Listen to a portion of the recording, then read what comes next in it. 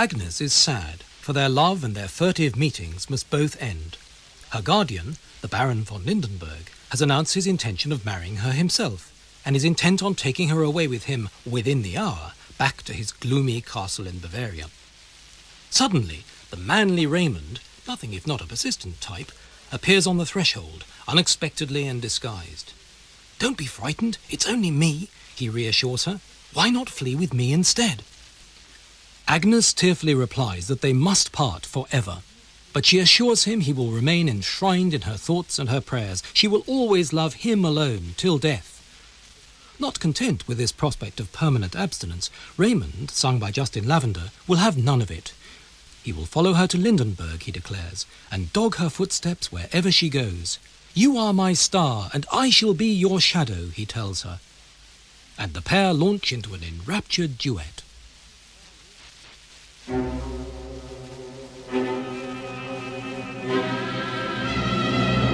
Agnes! Fly not! Nay, fly not, my Agnes! Lo, 'tis Raymond! Raymond, thus disguised in this foolish line. What wouldst thou? Call thee, Agnes, mine! Mine! Here at his foolish line, here in the sight of heaven mine. A cruel guardian cleaveth thy hand. From him with me or fly, 'Tis been so much by his command. then he or I must die. A cruel guardian cleaves my hand. From him with me or fly, 'Tis been so much by his command. then he or I must die.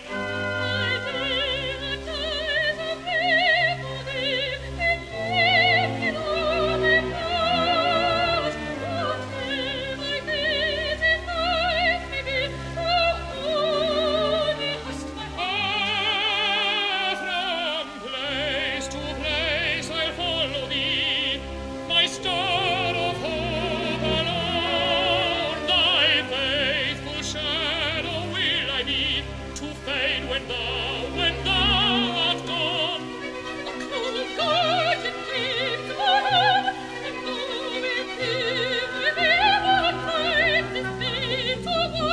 Then he or I must die.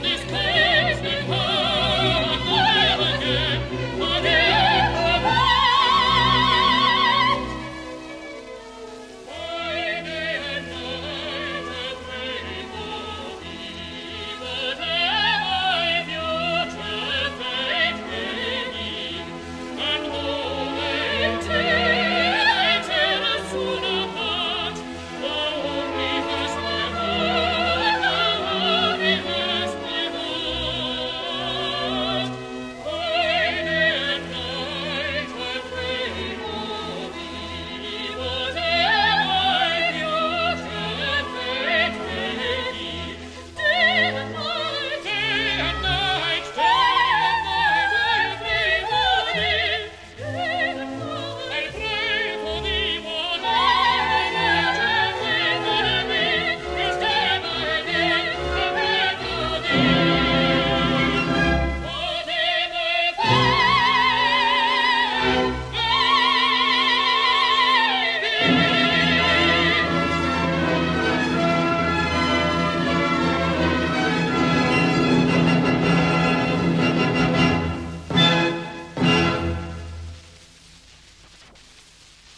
quite some affair.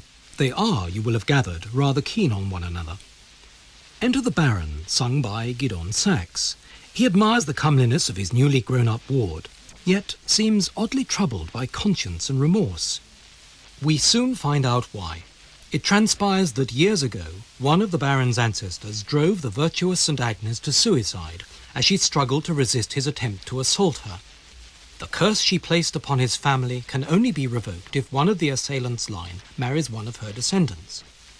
Agnes and the Baron are the last of both lines, and so he now intends to stitch things up by marrying her. Deeply moved by dark thoughts, the Baron launches into an aria, soon joined by the unseen Raymond, while Agnes threads her own florid line over the top, transforming this into a full-blooded trio.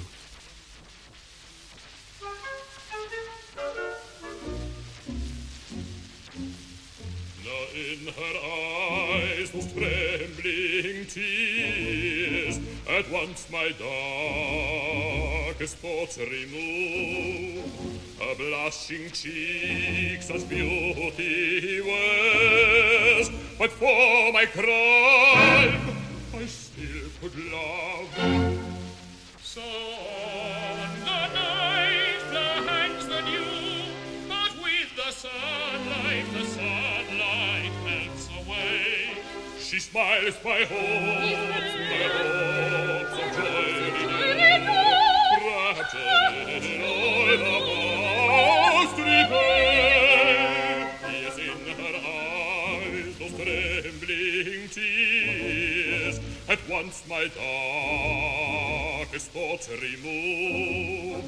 Her blushing cheek such beauty wears, but for my crime I still could love.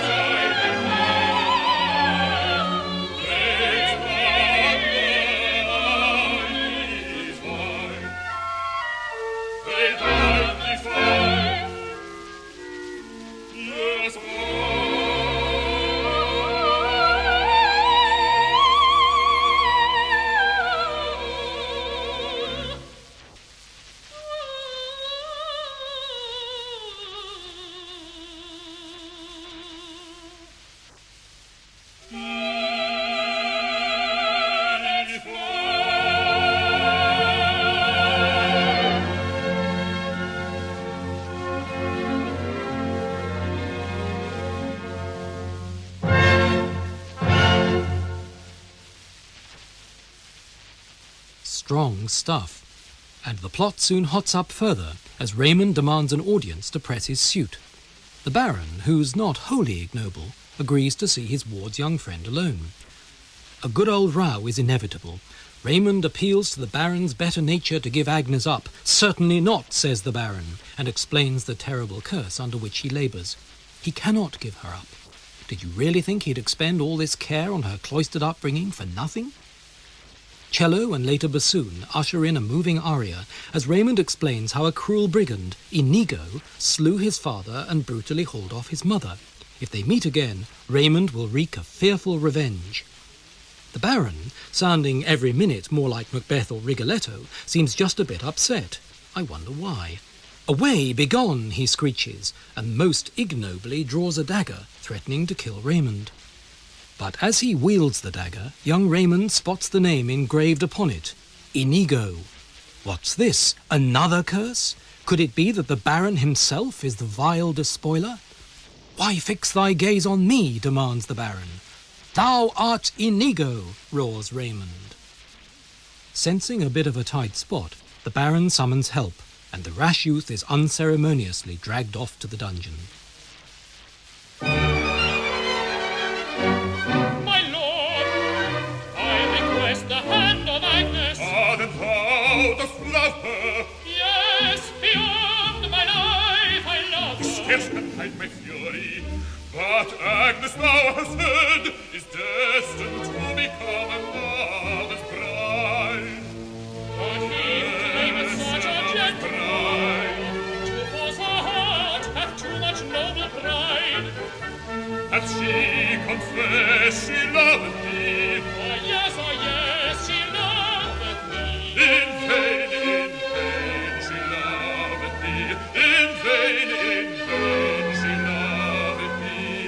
The ancient legend of his born, my sorrow thou makes past recall. The sainted nun in yonder frame, all decree she must be mine.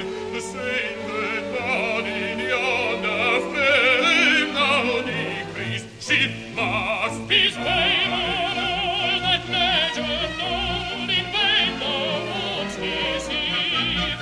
'Tis fame on all that legend known, in vain the woods deceive. No fable is that legend old, 'tis true thou mayst believe. No fable is that legend old, 'tis true thou mayst believe. 'Tis but too true, the tale of yonder nun which placed a curse upon our family. The curse remains until the last of all I shall marry with the last of hers.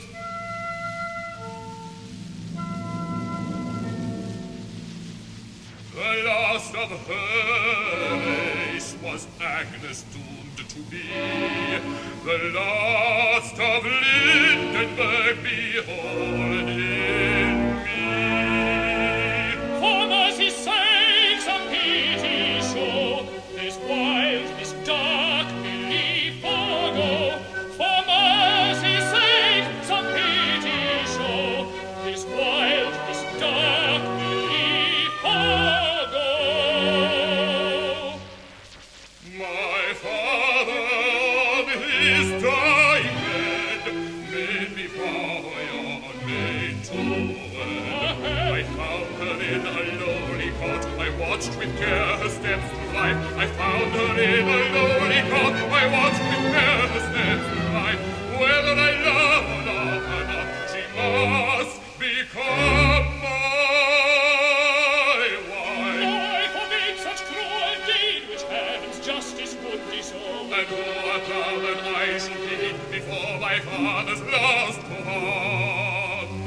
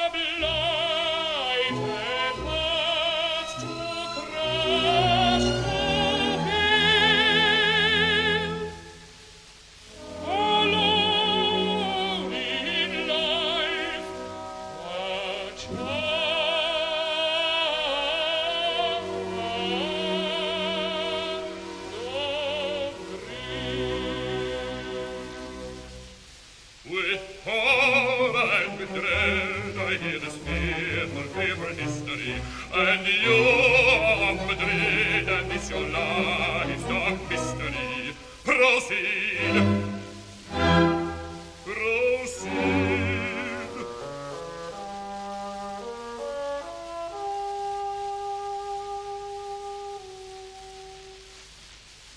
But when fair Agnes smile I met, how changed my path of loneliness. I felt there was one being yet, here as the dead to love, to bless. And when from her dear eyes no more affection's light shall give relief, then may the cold earth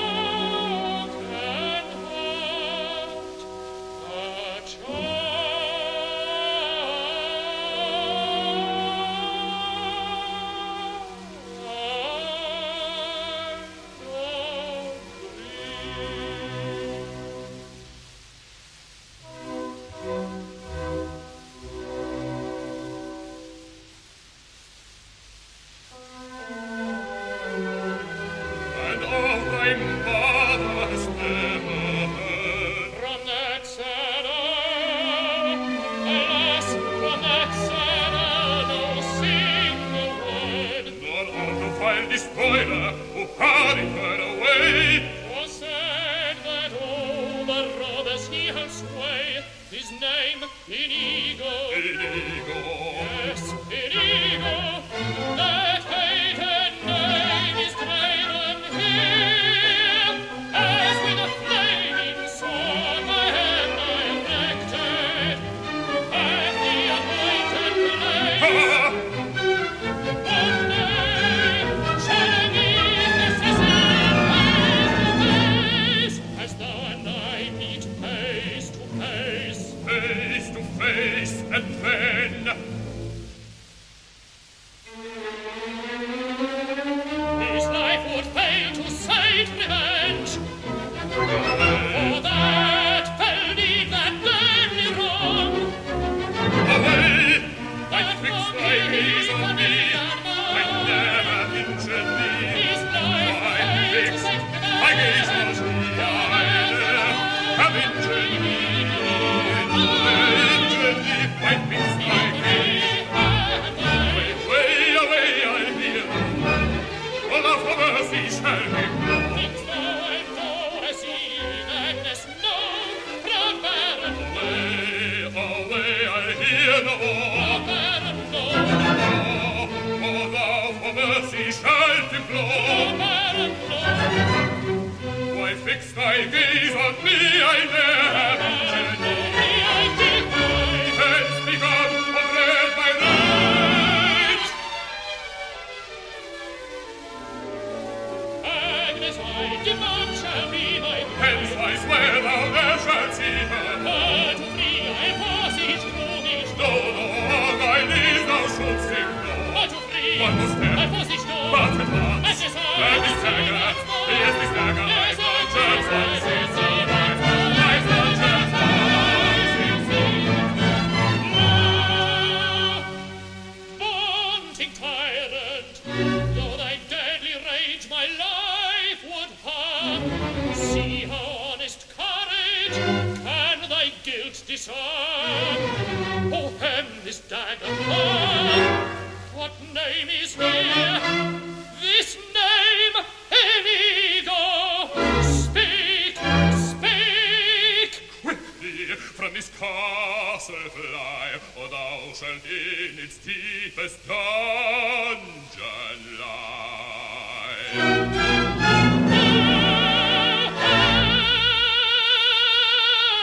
Inigo. Away!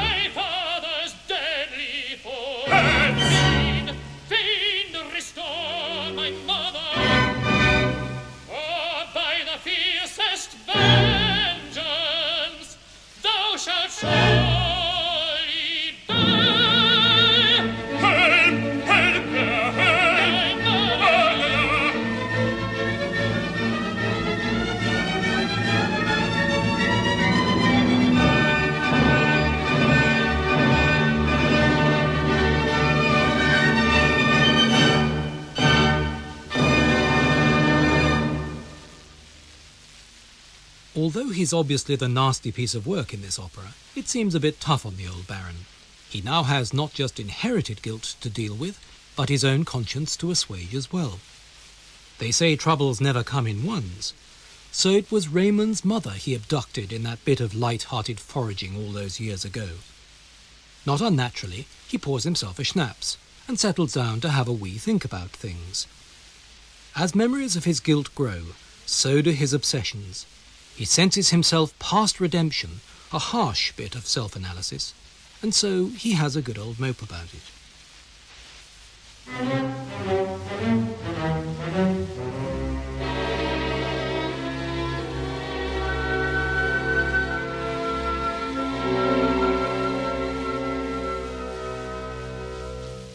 Madrid, oh Madrid, I see thee once again. She whom I tore from out her husband's walls still is before me, frantic with despair. Again that injured Lord me, dagger falls, I see his wounded breast, his dying glare. Memory, oh memory of guilt and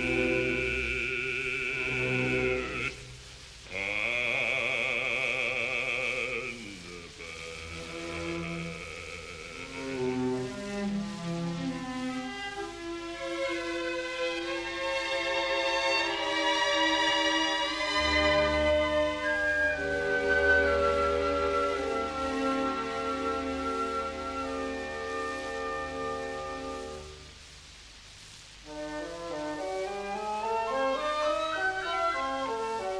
When others at the watch are slept in calm and joyous dream, when others at the watch are slept in calm and joyous dreams, then troubled hosts around me wept, or awoke me with their screams.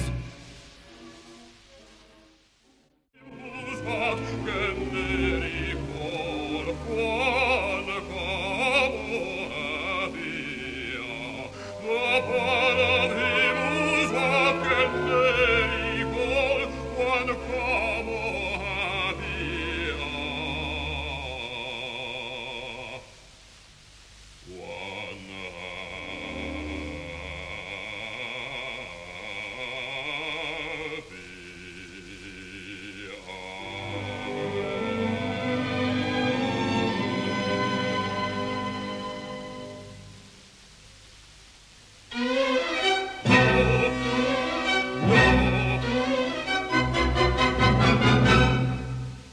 no cypress o'er my tomb shall wave, my memory claim no tear.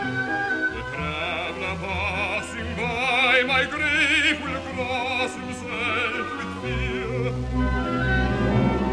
Gone forever,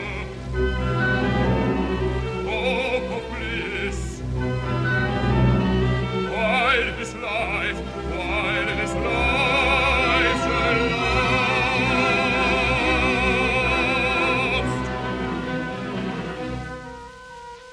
Come forever, hope of bliss, while this life shall last.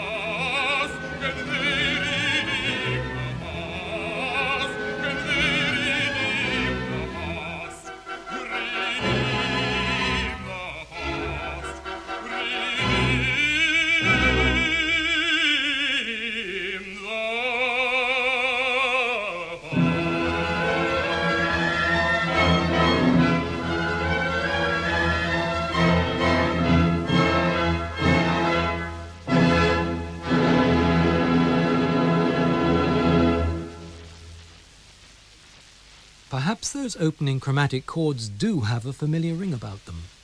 Not bad, you may agree, for the 1850s, that decade of Wagner's growing ascendancy.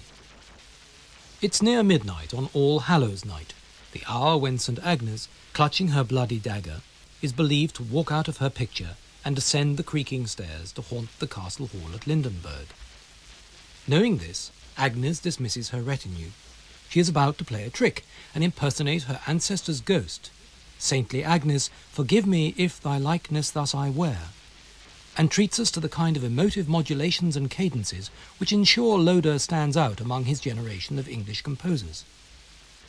It is Agnes' plan to spirit her boyfriend and herself from the castle by dressing up and deceiving the gullible watchers. With the help of her maid, Madalena, sung by Teresa Fian, she makes contact with Raymond's loyal manservant Theodore, Jamie McDougall, who leads her to Raymond.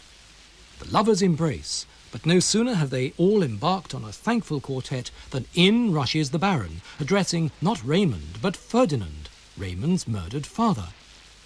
As we wonder whether the Baron is now a quaver or two short of a bar line, we lurch into a curiously dreamlike quintet. The villain, haunted by his vile deeds, seems to be sleepwalking. Has our Macbeth turned into Lady Macbeth? At last he seems contrite, but as we hear St. Agnes' haunting motif riding over his words, the Baron knows himself doomed. Mesmerized into believing that the saint really has emerged to haunt him, the Baron hands over the key to his castle. But not so quickly. Even now, the lover's desperate attempt is all but foiled. Lackeys bring word that the prisoner has escaped. The phased Baron has a brisk change of heart, but he's too late. And as Madalena bids them farewell, harps bear the saint's theme upwards in a stirring musical apotheosis, and the happy couple rush out into the darkness.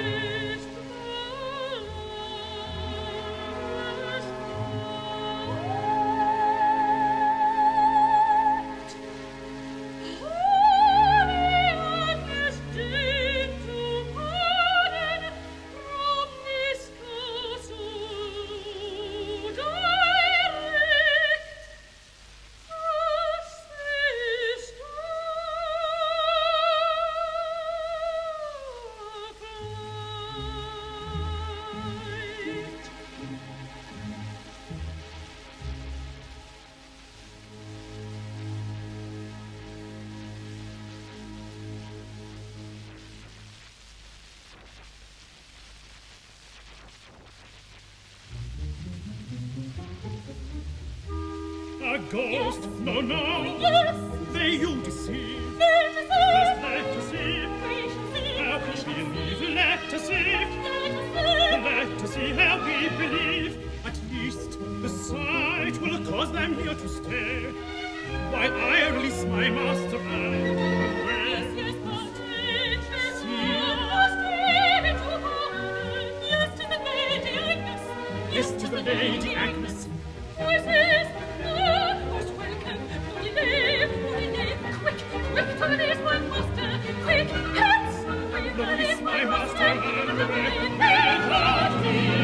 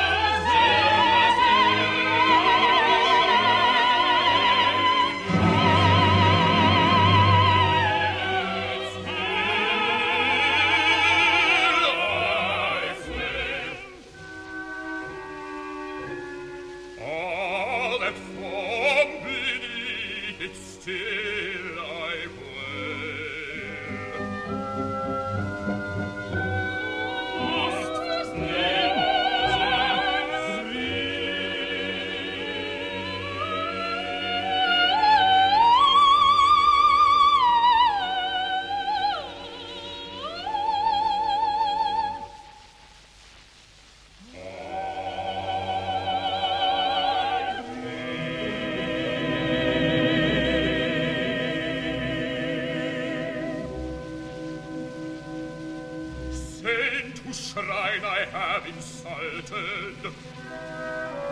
Hear, oh, hear my contrite prayer. Ah, rejected! Oh, anguish! Oh, despair! What anguish! What despair! What anguish! What despair! Ah, what see I? Is this madness? Ah, what anguish! What despair! What despair! Ah, what despair! Ah, what despair! Oh, fear! Is this madness? Can it be that she can leave her kind despair? And on Hallows Eve walk from this castle door. I'll make atonement, Franz, come hither. I'll make atonement, Franz, come hither. Open the castle door. Quick, take the key. Ah, 'tis the key, 'tis the key! Yes, there's the key.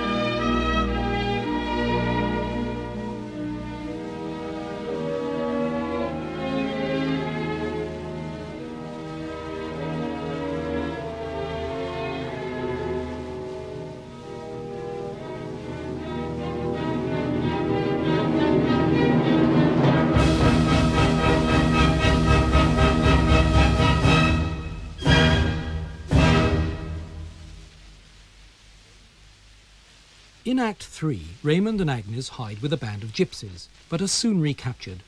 Agnes' marriage to the evil Baron now seems a certainty, as he bribes a blackguard to dispose of Raymond with a convenient single shot. But at the vital moment, the real St. Agnes herself appears. The dastardly Baron is transfixed with horror at the vision. The retainer misfires, that's the third time in 4 programmes, and shoots the rotter instead. Evil is overcome, Providence triumphs, the boy gets his girl, and all, barons accepted of course, sing a joyous hymn of praise. In that performance of Raymond and Agnes by Edward Loder, the part of Agnes was sung by Judith Howarth. Raymond was just in Lavender, and his opponent, the Baron, Gidon Sachs. Therese Fian sang the role of Agnes' maid Madalena, and Jamie McDougall was Raymond's servant Theodore, with the BBC Concert Orchestra conducted by James Lockhart. So, farewell to Raymond and Agnes, and with them farewell to British opera from the middle of the 19th century.